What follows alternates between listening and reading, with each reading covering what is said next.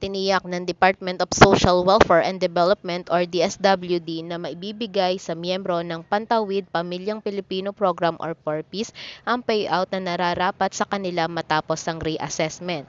Sa isinagawang DSWD Weekend Report, nilinaw ni Assistant Secretary Romel Lopez, sa ngayon ay nagpapatuloy ang kanilang isinasapinal na payout scheme para sa gagawing payout. Target nilang matapos ngayong Nobyembre at kung hindi kakayanin sa buwan ng Disyembre para matanggap ng mga 4Ps ang matagal nang inaantay na payout. Possible po within the month ay magtutuloy-tuloy po ang inyo na pong payout. Latest po niya ay December dahil hindi po namin talaga pwedeng ipitin po yan.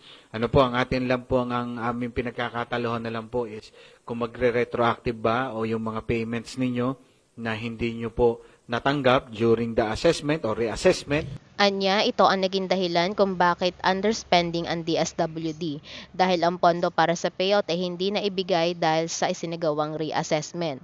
Giit nito, hindi pwedeng hindi nila i-disburse ang pondo kaya ginawa nila ang lahat para maayos ang payout scheme sa lalong madaling panahon. Kaya medyo mataas yung underspending ng DSWD kasi nga po nagkaroon ng reassessment. And under the leadership of Secretary Rex Gatchalian, hindi naman papayag yan na hindi natin i-disburse sa inyong pera. So nas matapos po natin yung payout scheme natin, especially kung may retroactive po ba o tuloy-tuloy na lang po ba, that's the time na tayo po ay matatanggap nyo po yung inyo na pong payout. Matatandaan ilang buwan din hindi nakapag-payout ang mga 4Ps dahil sa reassessment na natag bilang non-4 noon.